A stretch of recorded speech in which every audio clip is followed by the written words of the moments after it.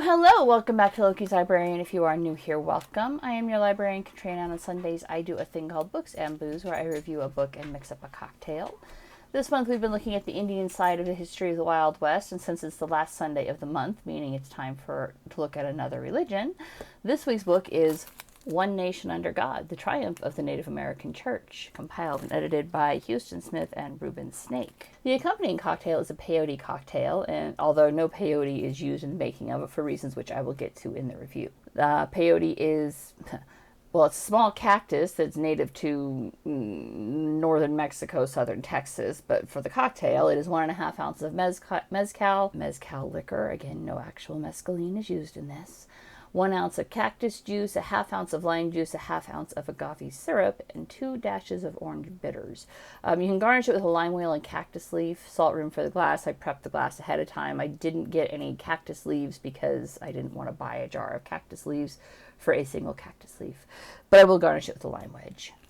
No, I won't. I left a knife downstairs. So let's do this. The origins of what would later become the battle for religious freedom in the late 20th century, and there is some irony in that one, which I'll come back to, are very old. They can actually trace peyote use among Native American tribal cultures to 5000 BC, like carbon date it to that far, and its deification is believed to be even older than that, clocking in around 10,000 BCE.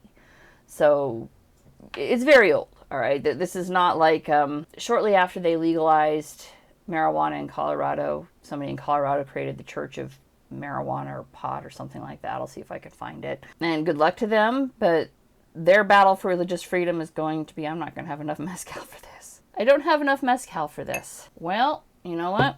We'll just make it light on the mezcal. That's all I can do. Killing off a bottle here. It's fine. It's fine. So I'll just make everything else a little bit lighter too. Yeah, there we go. Well, I can't. We'll see how this goes. The cactus is pink. What was I talking about? Oh, Church of Marijuana in Colorado. Like, good luck to them in their quest for religious freedom and stuff, but their battle will not be the same because there is no proven, unbroken lineage of use of marijuana in any religious, like, unbroken. Unbroken is the key here, guys, because yes, if you remember from the Immortality Key that I read a few years ago now, they did find traces of cannabis in some of the old Greek ruins and Elysian Fields. Persephone, her mother, I don't remember her mother's name. They did find traces of it. People could make that argument. It won't go very far because it's not an unbroken lineage. There was a very big break, about a 2,000-year break, in the use of marijuana in any sort of religious worships anywhere. So that probably won't fly. But the Native Americans could prove that they've literally been using this for 10,000 years in some form of religious culture, or religious worship or another. So its use as a sacrament in religious worship was challenged by Spanish missionaries as early as 1630, which certainly called to mind the book I read in May of this year, The Witch's Ointment. Not that peyote can make you fly. In fact, the testimonies in this book by members of the church, the Native American Church, testimony provided practitioners in the Native American Church all say that peyote does not have psychedelic effects.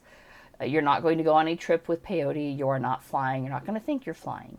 It was more the church's suppression of anything deemed not acceptable, and that reminded me of the witch's ointment, right? And that had been speculated in that book too. I really do need a knife up here. Hang on, I have a knife. It's gonna. Not a very good one for this, and I'm going to have to clean it before I can put it back in its sheath. Hey, good news. I kind of want a lime wheel now. So that's what reminded me of the witch's ointment, is the church suppresses anything it doesn't deem acceptable. Also reminds me of the Immortality Key, where Brian Moresco hypothesized exactly that. I'm going to shake this up because I'm multitasking very badly today. Well, the picture of the cocktail online shows that it's bright green. Mine is not bright green, but he also didn't link to exactly which cactus juice he was referring to, so I went with what I could find at my local store, which happens to be this. So not sponsored, it's just this is what I found. Prickly pear, cactus water, that's what I'm going with.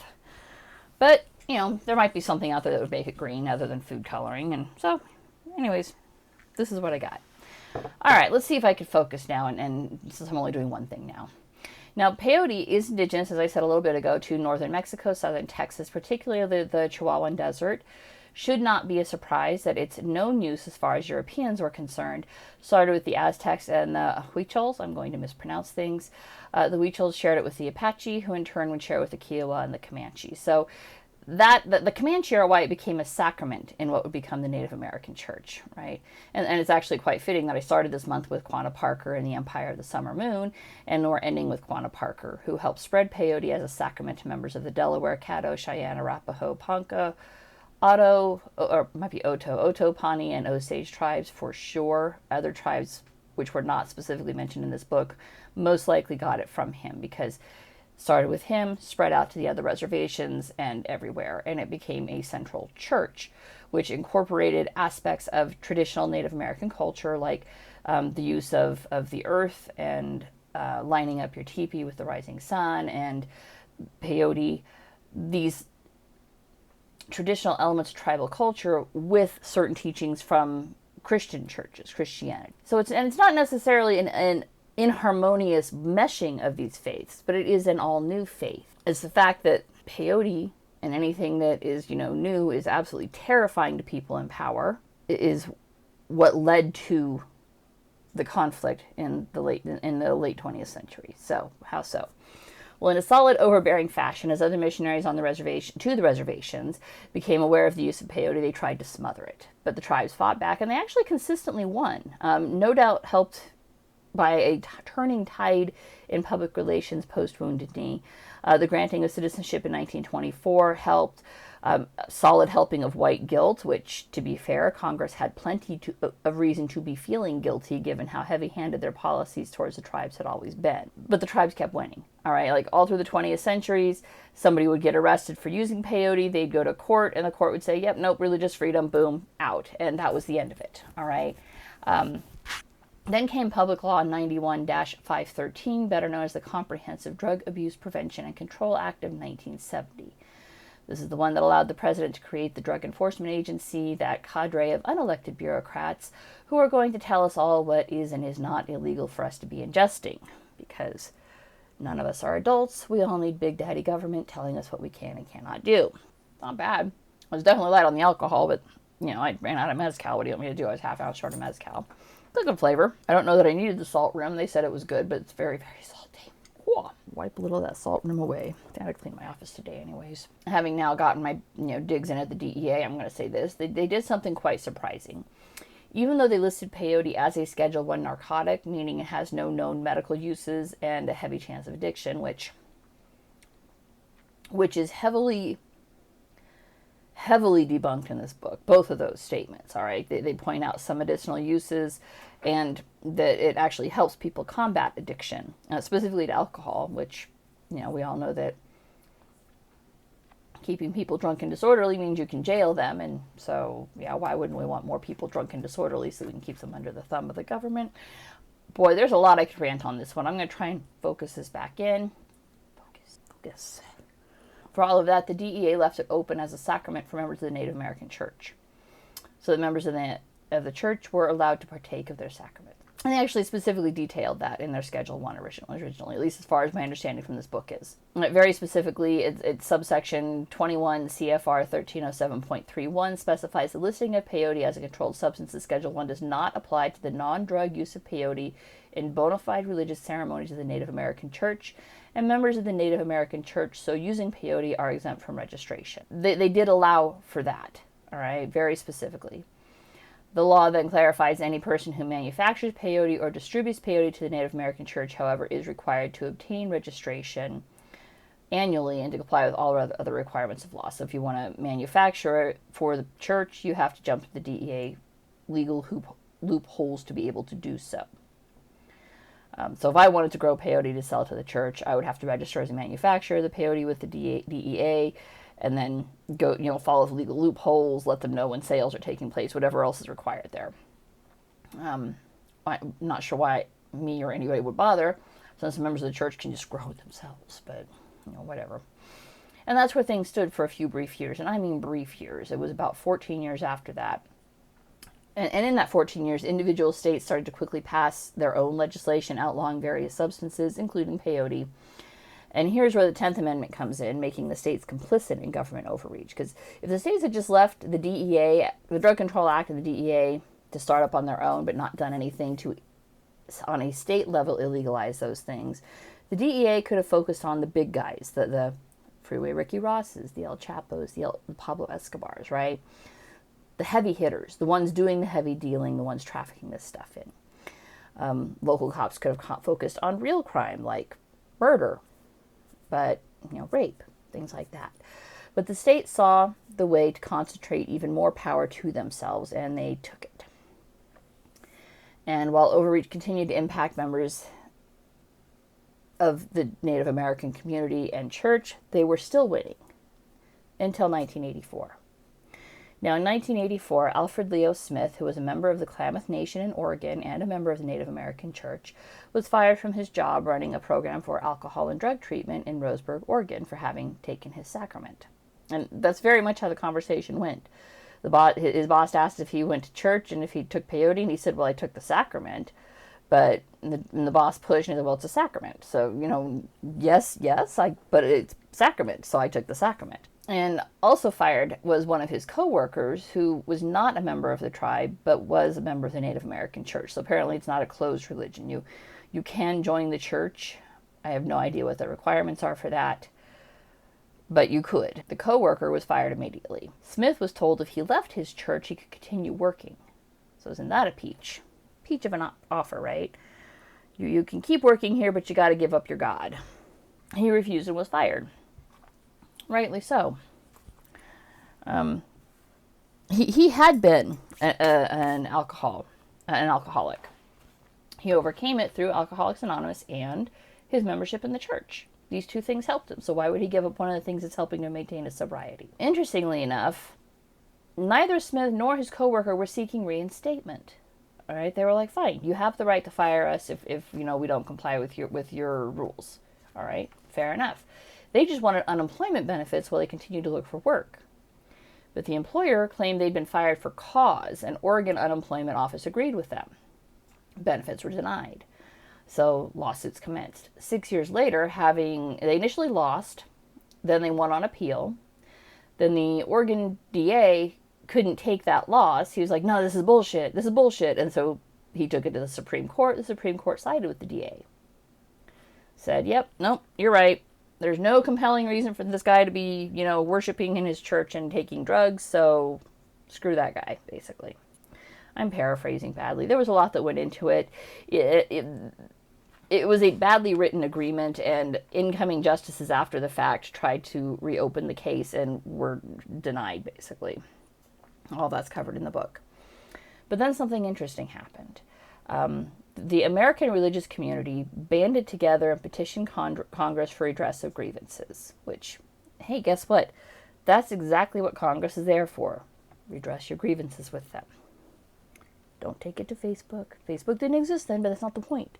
The point is, redress your grievances to Congress. That's what it exists for. Like all of the American religious community. This was not just the Native American Church standing out there on its own on a very thin limb. Members of different denominations across the country sided with the NAC, demanding that Congress fix this. And at this point, it had to be a congressional fix, because the DEA could pull peyote from its scheduled lists. Didn't want to do that because, then anybody, oh my God, might actually use peyote. Oh my God, people might actually use peyote? But that would have had no impact on the states that had now made peyote illegal on their own. All right, and it was almost a 50-50 split, like something like 22 states still had it completely illegal. So it had to come from Congress. Congress had to make a law allowing it. And in record time, and I mean really record time here, I mean the Supreme Court decision came down on April 17, 1990, and 4 years later, President Clinton signed Public Law 103-344, amending the American Indian Religious Freedom Act on October 6, 1994. And I mean, it's beautiful. It's not perfect. There's language in there that basically means if a member of a tribe wants a federal position, they can still be denied if they partake of peyote. So it's not perfect. It's not perfect religious freedom. But it's far better than the rounds of arrests, trial, and appeals The members of the Native American church should not have needed any of that. The whole thing should have been a null set from the beginning.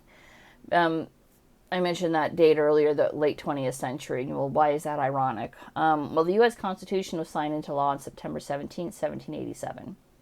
The Bill of Rights, the first of which is freedom of religion, was ratified December 15, 1991. So 200 years after all American citizens were granted freedom of religion, the U.S. Supreme Court decided that the law did not, in fact, apply to all Americans.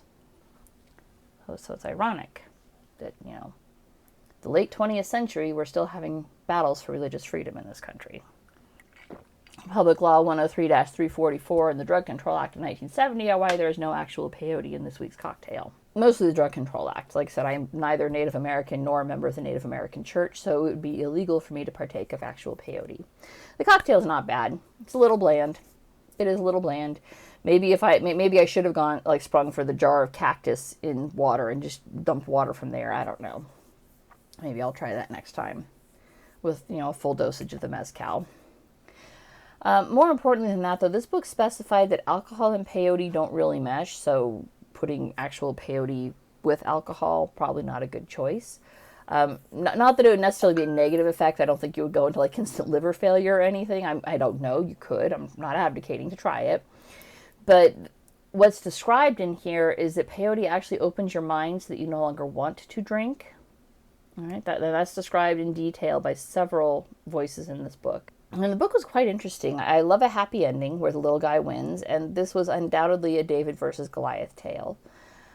Chapter 1 was the strongest chapter, which was a good move on their part. All right, it was the strongest part of the story. Which was not, interestingly enough, that was not the chapter of Oregon trying to blackmail somebody into giving up their faith. Isn't that interesting that Oregon did that? It was the voices of the church, how peyote is seen and revered by members of the church. And make no mistake, their church, yes, it's a mobile thing. It's a teepee that can be erected and taken down as needed. They don't have the big glasses of, granite and glass, big houses of granite and glass like Notre Dame or Hagia Sophia or the Joel Osteen's mega churches, right? It's much humbler than that because really God is everywhere, right? No matter who you believe God to be, he or she is everywhere. The people who worship with the Native American Church are more connected to the earth as far as they're concerned. This is their belief. They're more connected to the earth because of the way they worship and to each other because of their faith. And as you read their testimonies, you understand their community and how this one humble sacrament ties them together under one creator. This is very much a religious system. And they just want to be left alone to worship in peace. They're not trying to force their religion on anybody. They just want to worship how they feel connected to God. And that's it for this week. If you liked what you saw, don't forget to subscribe, and I'll see you guys next Sunday. Bye.